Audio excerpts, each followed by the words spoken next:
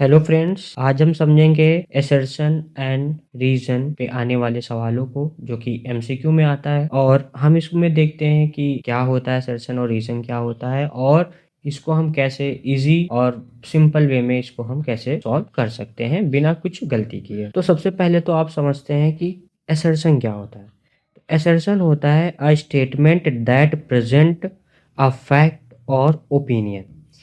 Means assertion, यानी कि assertion को हिंदी में कथन भी कहा जाता है, कथन। और रीजन को बोला जाता है कारण, कथन कारण।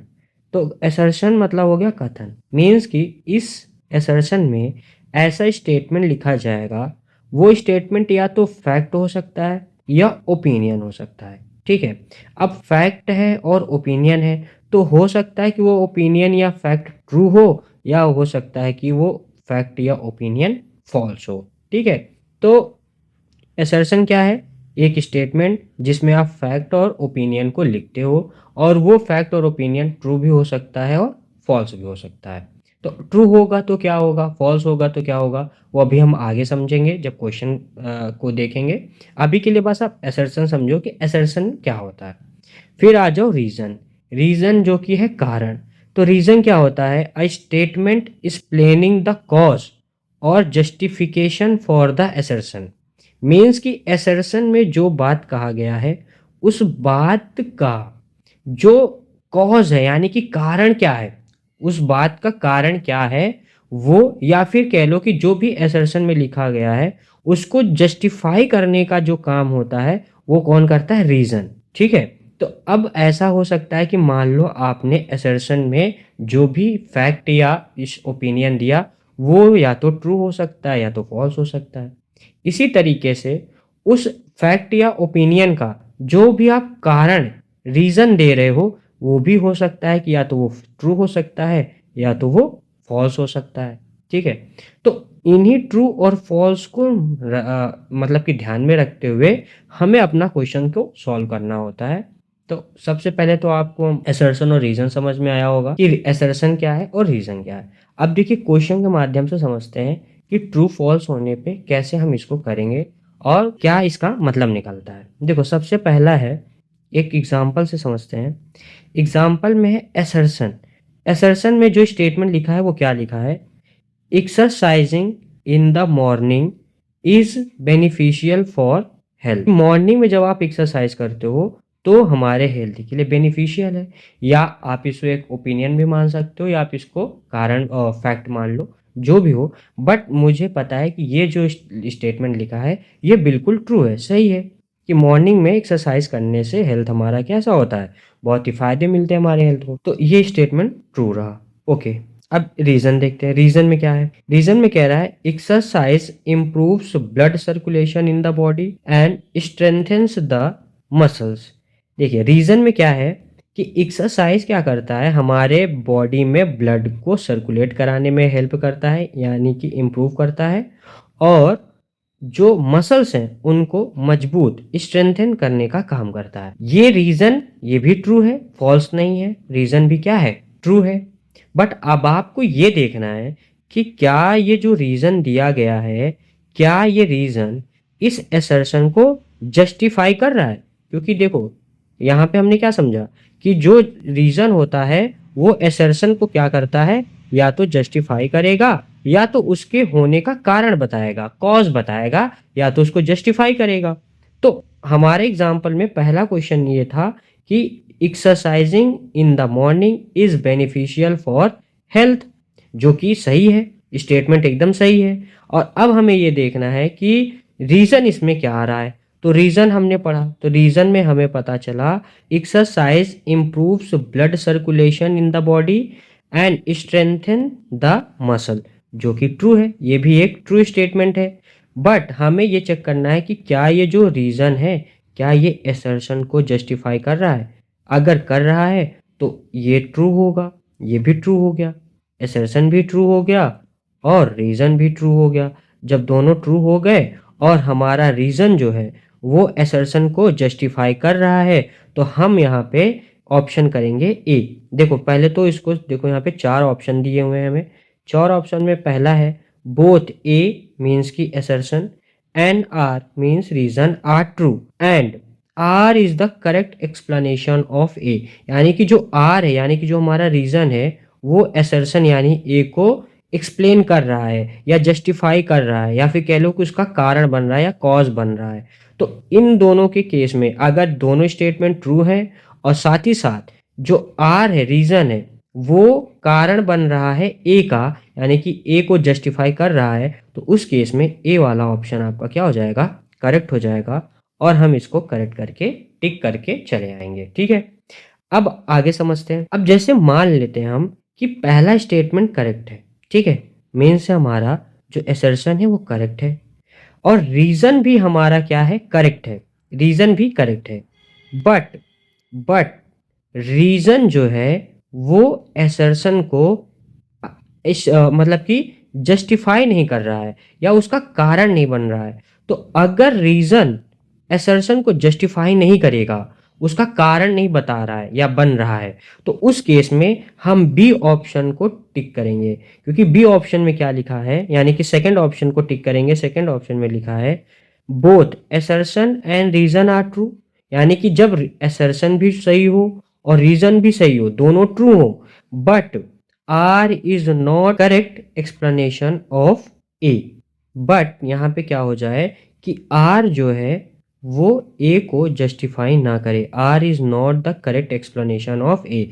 अगर ए आर जो है रीजन हमारा वो असर्शन को जस्टिफाई ना करे तो उस केस में हम बी ऑप्शन को टिक कर देंगे। ओके, नेक्स्ट है ऑप्शन थर्ड जो कि है A is true but R is false.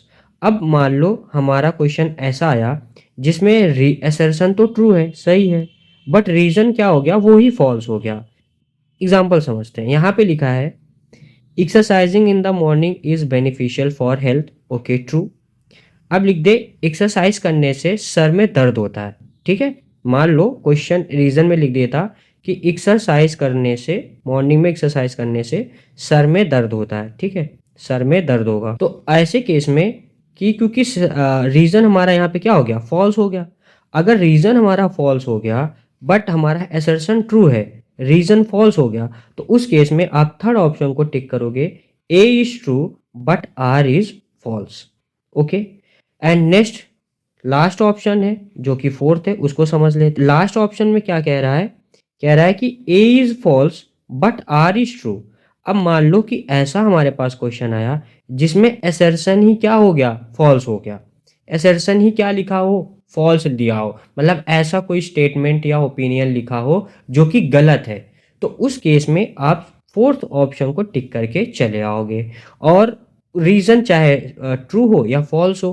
क्योंकि देखो आप यहाँ पे एक चीज ये समझ सकते हो कि ये तो समझने के पर्पज से, बट इसको हमको जल्दी से कम टाइम में और एक्यूरेसी के साथ करना है, तो उसमें आप क्या एक लॉजिक लगा सकते हो या कॉन्सेप्ट आप ये समझ सकते हो कि अगर आपका असर्शन, देखिए चार इसमें चार ऑप्शन है, तो चार ऑप्शन के हिसाब से समझिए।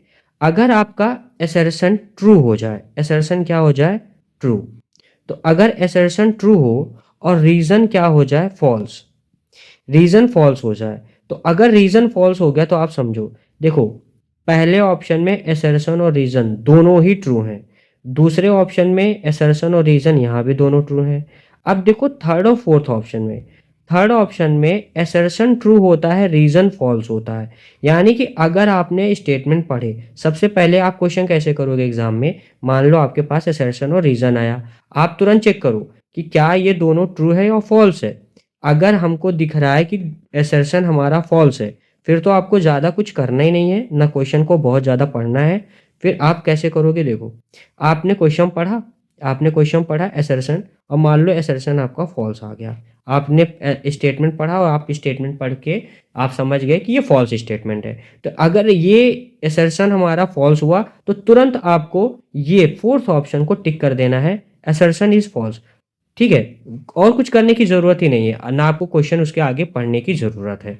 बट आपने क्वेश्चन पढ़ा और असर्शन हमें ट्रू मिल गया, ठीक है। अब हम कैसे करेंगे, आपने क्वेश्चन पढ़ा और हमें असर्शन पता चला कि ट्रू है, फिर आप रीज़न को पढ़े, रीजन भी हमें पता चल गया कि रीजन में फॉल्स है, असर्शन ट्रू है बट रीजन फॉल्स हो गया, तो उस केस में आपको तुरंत ऑप्शन थर्ड वाला टिक करके चले आना है, क्योंकि इसमें लिखा है A is true but R is false. ठीक है, मीन्स अगर रीजन फॉल्स हो जाएगा तो आप सी ऑप्शन को, या देखो पेपर में हो सकता है या तो सी ऑप्शन में लिख के आए या नंबर में थर्ड लिख के आए, जो भी आएगा आपको उसी हिसाब से करना रहेगा।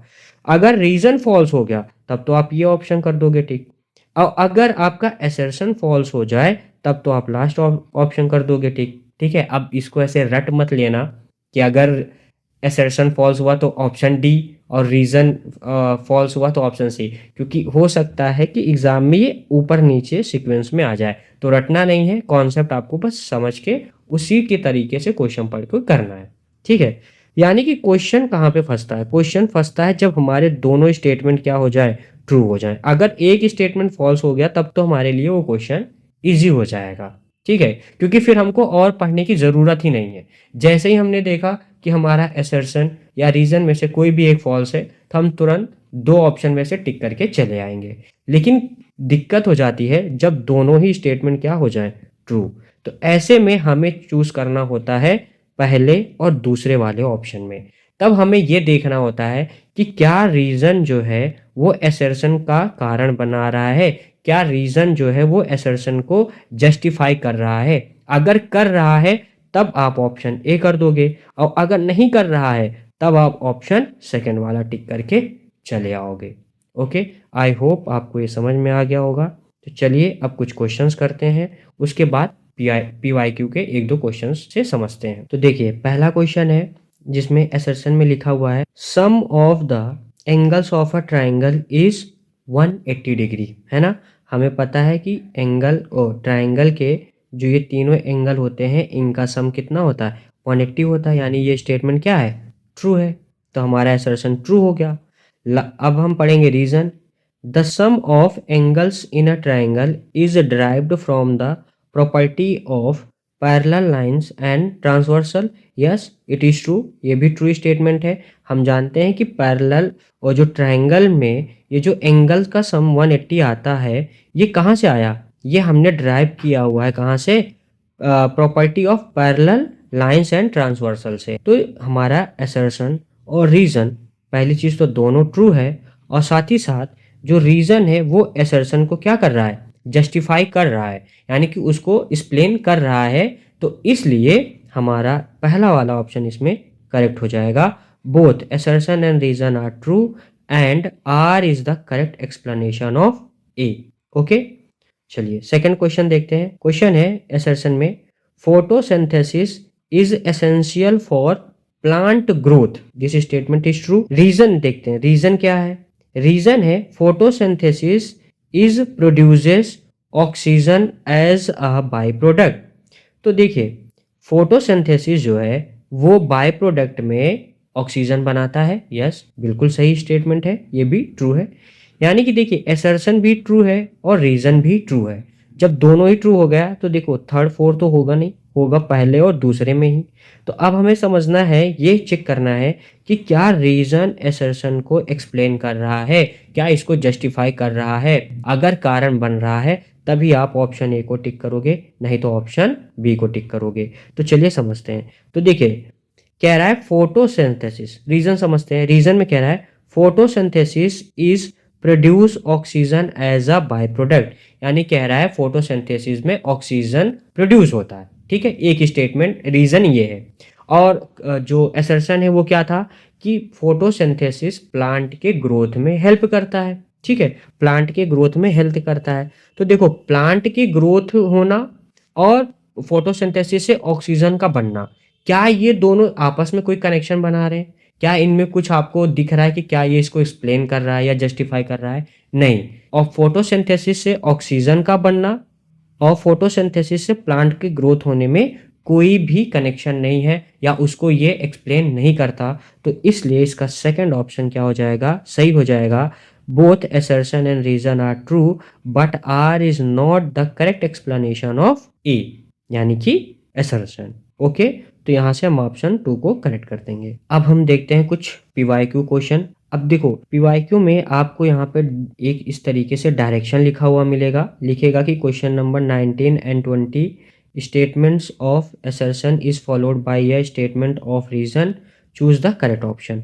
देखो बच्चों यहाँ पे कुछ इस तरीके का भी क्वेश्चन आपसे इस फॉर्मेट में पूछा जा सकता है। स्टेट की असर्शन और रीजन तो है बट इसके ऑप्शन चारों कहाँ हैं, तो एक्चुअल में इसके भी ये चारों ऑप्शन है और इस क्वेश्चन के भी चारों ऑप्शन यही है। ठीक है, ये एक तरीका होता है, इस तरीके से भी क्वेश्चंस को बना के दिया जा सकता है।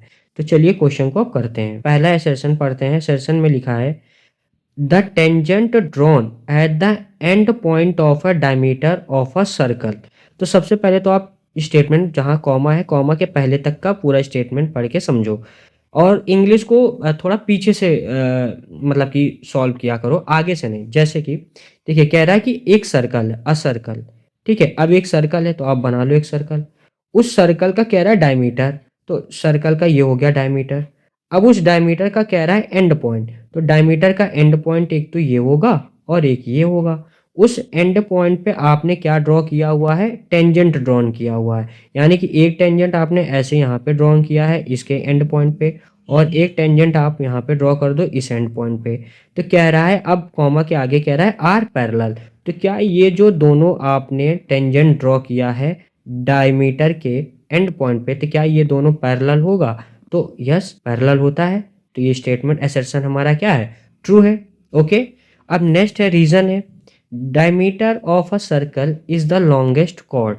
तो जो डायमीटर ऑफ सर्कल होता है वो सर्कल का लॉन्गेस्ट कॉर्ड होता है। यस, ये भी स्टेटमेंट क्या है, ट्रू है। ओके, देखिए हमें ये देखना होता है कि स्टेटमेंट और रीजन क्या दोनों ट्रू है, तो हमने देख लिया कि असर्शन और रीजन दोनों ट्रू है, तो यानी कि सी और डी ऑप्शन तो होगा नहीं, होगा या तो ए या तो बी। अब हम समझेंगे कि ए और बी में से क्या होगा।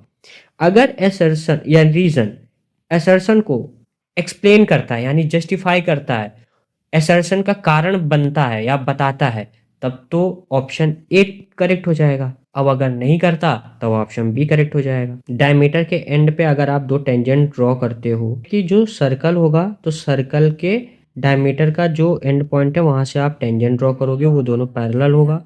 ये था असर्शन। और रीजन ये है कि डायमीटर जो होता है सर्कल का वो सबसे लॉन्गेस्ट कॉर्ड होता है। देखो बच्चों दोनों ही अलग अलग स्टेटमेंट है, दोनों ट्रू हैं बट दोनों ही क्या है, अलग अलग हैं। यानी कि रीजन जो है वो असर्शन को एक्सप्लेन नहीं कर रहा है, जस्टिफाई नहीं कर रहा है, तो इसलिए इसमें ऑप्शन बी आपका क्या हो जाएगा, सही आंसर। कॉपी में आप आंसर बी आप लिख के चले आना। ठीक है, नेक्स्ट है क्वेश्चन, और ये पता है ये है 2024 में आया हुआ सवाल। अगला सवाल है if the graph of a polynomial touches x axis at only one point then the polynomial can not be a quadratic polynomial. तो बताओ क्या ये ट्रू है या फॉल्स है। देखो कह रहा है कि अगर आप एक पॉलिनोमियल का ग्राफ बनाओ और वो जो है वो एक्स एक्सिस को सिर्फ एक ही पॉइंट को टच करे, तो क्या वो क्वाड्रेटिक नहीं होगा। क्वेश्चन में क्या है, कैन नॉट बी क्वाड्रेटिक, क्या वो क्वाड्रेटिक नहीं होगा, तो गलत है, ये फॉल्स स्टेटमेंट है। क्योंकि वो क्वाड्रेटिक हो सकता है, कब होगा, जब, क्योंकि देखो क्वाड्रेटिक इक्वेशन में तीन तरीके की वैल्यूज आती हैं। या तो हमारा रूट क्या हो जाता है, एक तो इमेजनरी हो जाता है, तो उसको आप काउंट ही ना करो क्योंकि वहां पे तो रूट हमारा इमेजनरी हो गया। एक होता है कि जिसमें हमारा जो रूट होता है वो रियल होता है, रियल होता है बट रूट्स कैसे होते हैं, डिस्टिंक्ट होते हैं या फिर यूनिक होते हैं, यानी कि जो अल्फा और बीटा है दोनों की वैल्यू डिफरेंट डिफरेंट आएगा। थर्ड केस बनता है जिसमें रूट हमारा क्या हो जाता है, इक्वल होता है और क्या हो जाता है, रियल हो जाता है। तो इक्वल और रियल यानी कि अल्फा और बीटा दोनों की वैल्यू क्या आ जाए, सेम आ जाए, यानी कि अल्फा और बीटा दोनों क्या हो जाए, इक्वल। तो अगर हमारा दोनों की वैल्यू इक्वल हो जाएगा तो ऑब्वियस सी बात है कि वो एक्स एक्सिस को एक ही पॉइंट पे क्या करेगा, टच करेगा। तो इस केस में वो पॉलिनोम और क्वाड्रेटिक इक्वेशन हो सकता है। तो क्वेश्चन में क्योंकि कैन नॉट लिखा था इस वजह से स्टेटमेंट क्या हो गया, फॉल्स। और क्योंकि असर्शन जैसे ही फॉल्स हुआ तो अब आपको आगे का क्वेश्चन पढ़ने की ज़रूरत ही नहीं है, आप सीधा यहाँ पे क्योंकि लिखा है असर्शन इज फॉल्स तो आप आंसर डी टिक करके चले आना। ठीक है, आगे हमें पढ़ना भी नहीं पड़ेगा। बट ठीक है, क्वेश्चन क्योंकि हम प्रैक्टिस के लिए कर रहे हैं तो रीजन भी पढ़ते हैं। रीजन में क्या है, रीजन में कह रहा है a polynomial of degree n, कोई पॉलिनोमियल जिसकी डिग्री क्या हो, n डिग्री हो, तो उसके एट मोस्ट n जीरोस बनेंगे। देखो, अगर हमारा लीनियर पॉलिनोमियल होता है तो लीनियर पॉलिनोमियल के जो डिग्री होता है वो कितना होता है, 1। तो उसमें रूट कितने आते हैं, 1 आते हैं। ठीक है, जैसे कि x की पावर 1 है तो इसके रूट कितने होंगे, 1 होंगे। अगर डिग्री हमारा 2 हो जाए यानी एक्स स्क्वायर, तो इसके रूट कितने बनते हैं, 2। अगर 3 हो जाए, क्यूब हो जाए, तो इसके रूट कितने आएंगे, 3। ऐसे ही अगर हमारा पॉलिनोमियल की डिग्री n हो जाए तो उसके रूट कितने होंगे, n होंगे। तो yes, it is true statement, है ना, क्योंकि पॉलिनोमियल का डिग्री अगर n है तो उसके रूट भी n होंगे, तो ट्रू है स्टेटमेंट, है ना। तो इसलिए डी ऑप्शन सही हो जाएगा, assertion is false and reason is true. चलिए अब आगे के कुछ क्वेश्चंस और करते हैं, कुछ और पीवाईक्यू हैं। तो ये मुझे ध्यान नहीं है, बट ये शायद 2023 में आया हुआ क्वेश्चन है। ठीक है, तो इसमें पढ़ते हैं। इसमें क्या है, असर्शन में कह रहा है the probability that a leap year has 53 Sundays is 2/7। तो देखते हैं क्या ये ट्रू स्टेटमेंट है। तो देखिए, कह रहा है लीप ईयर, तो लीप ईयर में कितने डेज होंगे, 366 डेज होगा। और एक वीक जो होता है वो 7 डेज का होता है, इसलिए हम इसको क्या करेंगे, 7 से डिवाइड करेंगे। तो जब हम 7 से डिवाइड करेंगे तो हमारा जो आंसर होगा वो आएगा 52 डेज, यानी 52 तक तो ये डिवाइड हो जाएगा, 2 और बच जाएगा, 2 डेज बच जाएंगे।